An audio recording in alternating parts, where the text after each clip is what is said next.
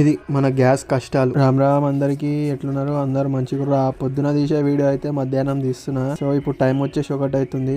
Gas cylinder తీసుకురానికి అయితే పోయినా. Gas కష్టాలు అట్లుంటాయి. గ్యాస్ తీసుకొని అయితే ఇంటికి వచ్చేసిన. ఇంటికి వచ్చి మొత్తం ఎట్లా అయిపోయినా చూడండి. గ్యాస్ పట్టుకొని వచ్చిన అని చెప్పి మొత్తం గలీజ్ అయిపోయినా. ఈ రోజు మధ్యాహ్నం మీకు అన్నం అయితే తినేసిన. షర్ట్ చేంజ్ చేసుకొని ఎట్లా తింటున్నా చూడండి. పంది లెక్క. ఇప్పుడు చూడు తిండి పిచ్చే ఉంటది అని అనుకుంటురా. అట్లేం లేదు, జరనే తింటా నేను. అంతగానో మేం తినా. సో ఏం చెప్పాలని అర్థం కాక చెప్పిందే మళ్ళీ చెప్పుకుంటా, చెప్పిందే మళ్ళీ చెప్పుకుంటా, మళ్ళా అదే చెప్తున్నా. టిల్లు స్క్వేర్ లా మీకు నచ్చే సీన్ ఏదో కామెంట్ చేయండి. సో కొత్తింటి కన్నా అయితే లోపల హాల్ అయితే ప్లాస్టింగ్ వర్క్ సగం అయిపోయింది. సో ఇంకా ఏంటంటే బెడ్రూమ్ ఒకటి మిగిలింది. లోపల కిచెన్, దేవుని రూమ్ అయితే ప్లాస్టింగ్ అయితే అయిపోయింది. బెడ్రూమ్ ఒకటే మిగిలింది. బెడ్రూమ్ బాత్రూమ్ చేసేస్తే ప్లాస్టింగ్ కథం.